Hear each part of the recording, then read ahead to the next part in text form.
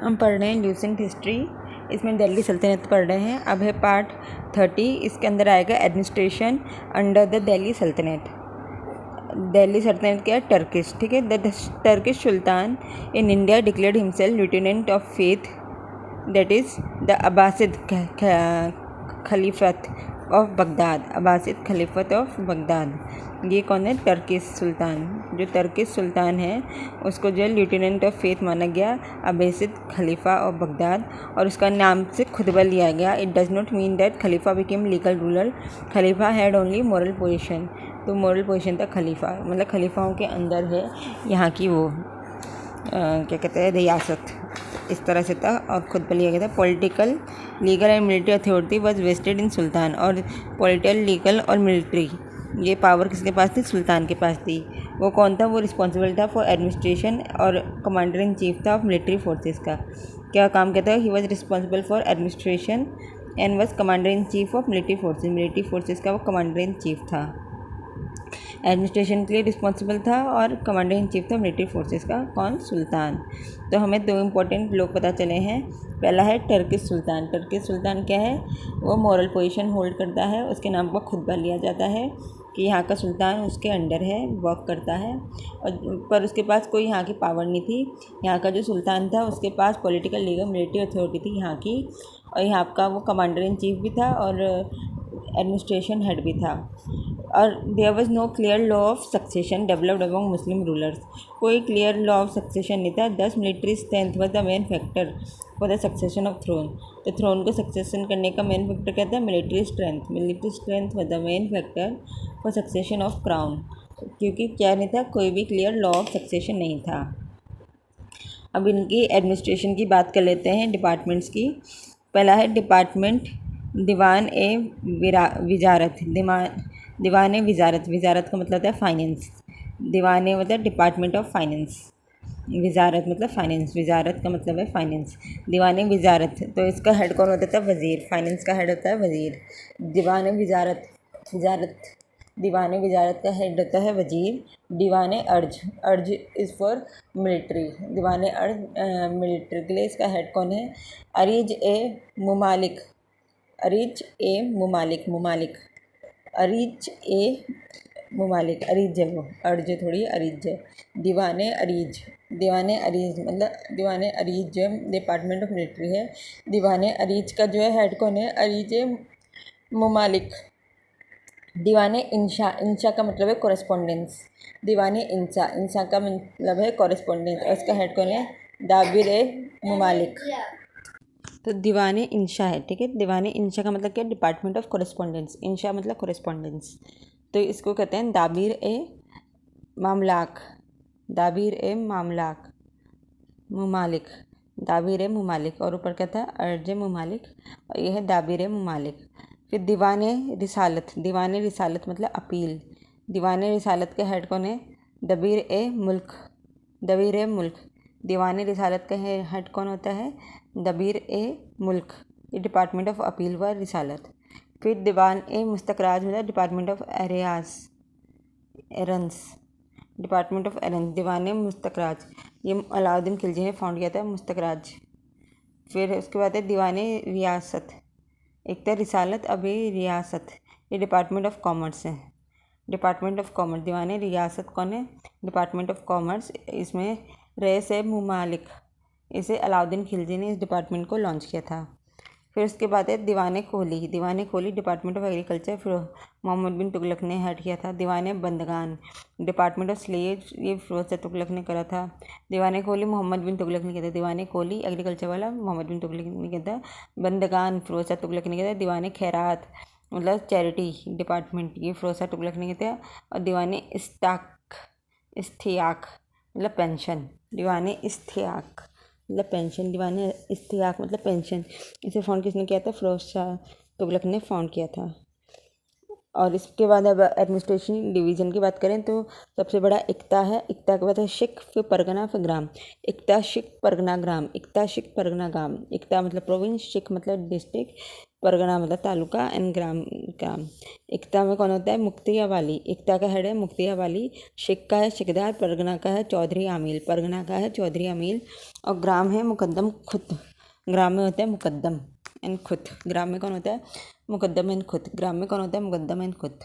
ग्राम में कौन होता है? मुकद्दम खुद। एकता मुक्ति और वाली का हेड होता है एकता। फिर शिक होता है शिकदार। एकता का है मुक्तिया वाली। शिक का शिकदार। परगना का चौधरी एंड आमिल। परगना का चौधरी एंड आमिल।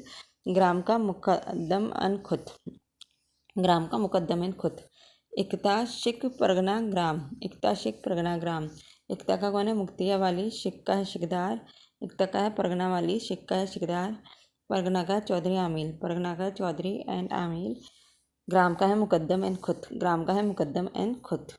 अब हम एडमिनिस्ट्रेटिव डिवीज़न की फिर से बात करते हैं। एडमिनिस्ट्रेटिव यूनिट में एकता का हेड होता है मुक्तिया वाली।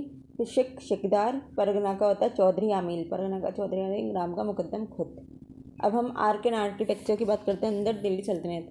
The new feature brought by Turkish conqueror were dome, very important, dome लाए, लॉफ्टी टावर लाए, true arches unsupported by beam and vault. क्या क्या चीज़ें थी? 4 चीज़ें थी जो कि दिल्ली सल्तनत के अंडर आए हैं। The vault, the dome, the lofty tower, the true arches unsupported by beam, the vault. तो इसमें अब इमेज बना रखी है। पहली इमेज सबसे ऊपर वो डोम को दिखाती है कि ऊपर जो गुंबदनुमा शेप है ये दिल्ली सल्तनत लाई डोम। फिर जो सेकंड नंबर की इमेज है ये लॉफ्टी टावर को दिखाती है। लॉफ्टी टावर मतलब ऊंचे ऊंचे टावर्स बनाए, दिल्ली सल्तनत वालों ने ऊंचे टावर बनाए। फिर true arches unsupported of beam, मतलब ये जो ऊपर सर आर्च का मतलब होता है ऊपर से जो सेमी सर्कल जैसा शेप बनाना 2 पिलर्स के बीच में, तो इसे कहते हैं true arches without the beam support. पहले जो है बीच में एक जो ये आर्च है इसको बीम सपोर्ट देने की जरूरत पड़ती थी, अब नहीं पड़ती है, तो इसे true arches with beam support कहते हैं। और लास्ट है वॉल्ट। वॉल्ट क्या है? ये देखो आर्चेज जैसे आपस में जुड़ी हुई एक स्ट्रक्चर है, इसे वॉल्ट कहते हैं। तो ये भी जो है दिल्ली सल्तनत ने बनाई। बीच का एरिया जो चारों साइड से जो है वॉल्ट आर्चेज से जुड़ा हुआ है, ये वॉल्ट कहलाती है। They also brought with them expert knowledge of use of concrete and motor और कंक्रीट का एक्सपर्ट नॉलेज वो अपने साथ लाए, which had here to do little use in India, जिसका जो है भारत में यूज़ नहीं होता था। अब इसके बाद जो इम्पोर्टेंट चीज़ें जो उन्होंने बनाई हैं वो क्या है ये पढ़ते हैं। पहले इन्होंने बनाया अढ़ाई दिन का जौनपरा, ये अजमेर में है, कुतुबुद्दीन ऐबक ने बनाया है। ये एक ब्यूटीफुल प्रेयर हॉल है और ये काव किया गया है मेहराब ऑफ वाइट मार्बल से। ये जो काव मेहराब है वाइट मार्बल का और डेकोरेटेड आर्च स्क्रीन है, ठीक है। इसका नाम है अढ़ाई दिन का जौनपरा। फिर उसके बाद है the first example of true और voussoired arch is said to be tomb of Ghiyasuddin Balban in Mehrauli. Mehrauli में जो आर्च बनाया है उसे ट्रू आर्च बोला जाता है। ये टॉम्ब ऑफ गियासुद्दीन बलबन मेहरौली में है। फिर in the Khilji period uses of voussoired arch and dome was established and for all.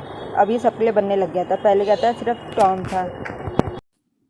अब जो है फेमस एग्जाम्पल खिलजी पीरियड का है टॉम्ब ऑफ हजरत निजामुद्दीन औलिया। तो टॉम्ब ऑफ हजरत निजामुद्दीन औलिया जो है खिलजी पीरियड का है।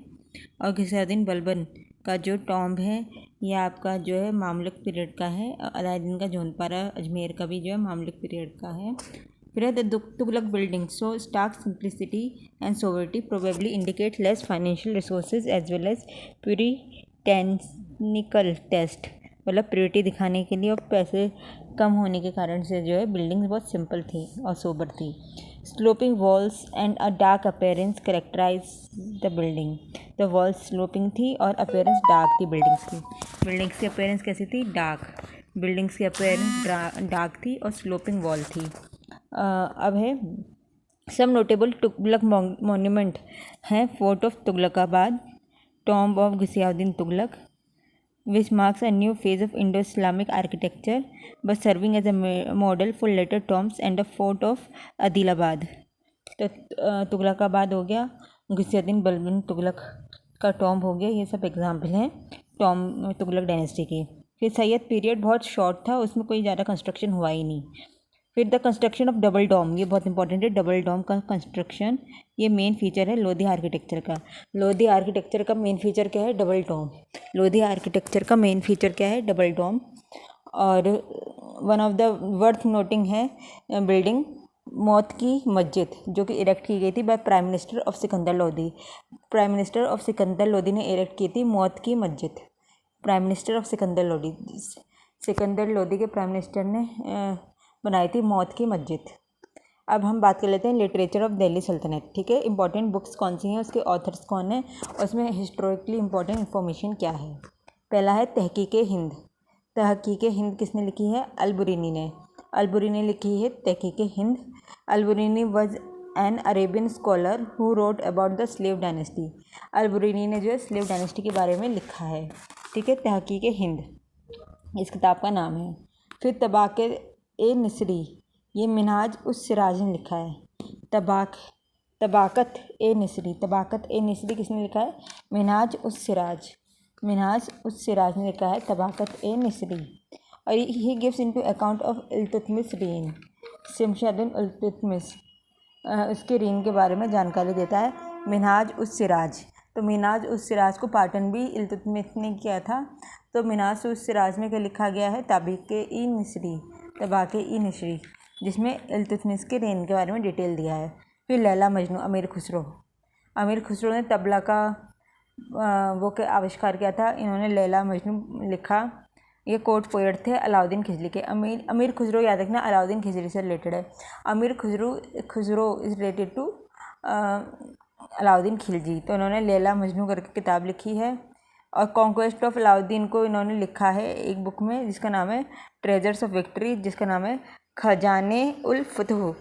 फतह का मतलब विक्ट्री होता है। खजाने उल फतह, ट्रेजर्स ऑफ विक्ट्री, फतह, खजाने उल फतह, ये अलबुरीनी ने लिखा है। लैला मजनू ने भी अलबुरीनी ने लिखा है।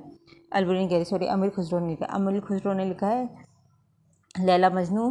फिर अलाउद्दीन खिलजी की विक्ट्री को लिखा है फतह, तबाक़े फतरू, तबाक़े नहीं, खजाने एल फतरू। फिर घुसियाद्दीन रीन का अकाउंट, घुसियाद्दीन के टाइम पे भी थे ये। तो उस समय अमीर खुसरो ने तुगलक नामा नाम दिया है। फिर इन्होंने जो है अलाउद्दीन खिलजी की पोइटिक डिस्क्रिप्शन को लिखा है नू सिफर। इन्होंने पोइटिक डिस्क्रिप्शन दिया अलाउद्दीन खिलजी, अमीर खुसरो। तो अमीर खुसरो जो है दो लोगों के टाइम पीरियड में, घुसियाद्दीन के टाइम पीरियड में रहे और अलाउद्दीन के टाइम पीरियड में रहे। फिर आ गया जियाउद्दीन बरीनी। जियाउद्दीन बरीनी अगले इंपॉर्टेंट ऑथर हैं। ये तुगलक डायनेस्टी के टाइम के हैं जियाउद्दीन बरीनी। ठीक है, जियाउद्दीन बरीनी किसके टाइम के हैं? ये तुगलक डायनेस्टी के टाइम पीरियड के हैं। इन्होंने लिखा है फतवा-ए-जहानदारी, फतवा-ए-जहानदारी, फतवा-ए-जहानदारी लिखा है इन्होंने। किसने लिखा है? जियाउद्दीन बरीनी ने लिखा है फतवा-ए-जहानदारी। He gives into account of Tughlaq dynasty, ये तुगलक डायनेस्टी का अकाउंट देते हैं। फिर जियाउद्दीन बरनी ने given account of Firoz reign के बारे में दिया है। इसमें लिखा तारीख़ फ़िरोज़ा शाही में, तारीख़ फ़िरोज़ा शाही। एक है फतवा-ए-जहानदारी और एक है तारीख़ फ़िरोज़ा शाही, ये जियाउद्दीन बरनी ने लिखी है। फिर आए Firoz Shah, he gives an account of his reign. तो फ़िरोज़ शाह ने ही अपनी खुद की किताब लिखी है फतवा-ए-फ़िरोज़ा शाही, जिसका नाम है फतवा-ए-फ़िरोज़ा शाही। इसमें अपने खुद के रीन के बारे में लिखा है फ़िरोज़ शाह ने। फिर आ गया अलबुरीनी। अलबुरीनी ने इंडियन साइंस के बारे में लिखा है किताब-ए-तहकीकी। अलबुरीनी ने एस्ट्रोनॉमी के बारे में लिखा है कुनून-ए-मसूदी। और इन्होंने जो है मिनरोलॉजी के बारे में लिखा है अलबुरीनी ने, जिसका नाम है जवाहर फिल जवाहिर। फिर उसके बाद फ़िरोज़ाबादी हैं, उन्होंने डिक्शनरी लिखी है अरेबिक वर्ड्स की, कमस नाम है। कमस क्या है? डिक्शनरी ऑफ अरेबिक वर्ड्स, कमस। ये किसने लिखा है? फ़िरोज़ाबादी ने। फिर Hasan Nizami, history of Ilbaris the slave dynasty, इन्होंने स्लेव डायनेस्टी की हिस्ट्री लिखी। इल्बरीज कहते हैं इसे। हसन निज़ामी ने क्या नाम है? ताजुल माथीर। फिर ये बहुत इंपॉर्टेंट है चाचा नामा, ये अली बिन हामिद कुल्फ़ी ने लिखी है। चाचा नामा किसने लिखी है? अली बिन हामिद कुल्फ़ी। यहाँ पे हिस्ट्री ऑफ सिंध रीजन के बारे में बात की है कि किस तरह से जो है सिंध का राजा धार हार गया था, जो कि हिंदू राजा था, और उसके बाद मुस्लिमों के अंडर आ गया था सिंध। क्या है? चाचा नामा। अली बिन हमीद कुफ़ी, अली बिन हमीद कुफ़ी किसने लिखी? अली बिन हमीद कुफ़ी, अली बिन हमीद कुफ़ी। चाचा नामा किसने लिखी? अली बिन हमीद कुफ़ी, अली बिन हमीद कुफ़ी, चाचा नामा लिखा है Ali bin Hamid Kufi, Ali bin Hamid Kufi. History of Sindh region, Chach Nama है Ali bin Hamid Kufi, history of Sindh region. फिर है लुबब उल अलाब, ये लिखी है बहुखारी ने, ये पर्शियन एंथोलॉजी, एंथोलॉजी मतलब पोएम का कलेक्शन पर्शियन, बुखारी ने लिखा है लुबाब उल अलाब।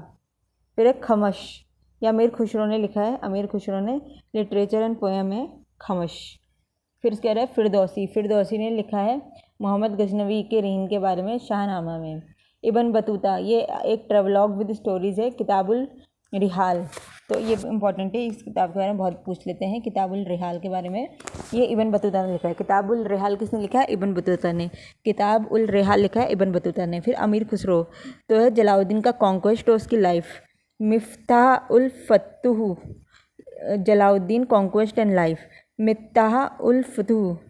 फिर है अमीर खुसरो, लिटरेरी मास्टरपीस है मुल्ता उल अनवर। फिर अमीर खुसरो की लिटरेरी मास्टरपीस है अब सारी, एक का नाम है ऐना ए सिकंदरी, दूसरा है हस्त बिहिस्त, फिर है सिरिन कुसराओ, अमीर खुसरो के ये सब वर्क है। फिर समस ए सिराज अफीफ, हिस्ट्री ऑफ तुगलक है जो लिखा है तारीख फिरोजा शाही में। फिर इस्माइल ने लिखा है फतूह उस सलातिन अबाउट बहामनी किंगडम, ये इंपॉर्टेंट है क्योंकि बहामनी किंगडम के बारे में हम और कहीं नहीं पढ़ रहे हैं। तो इस्माइल ने लिखा है बहामनी किंगडम के बारे में, कौन सी बुक में लिखा है? फतूह उस सलातिन में।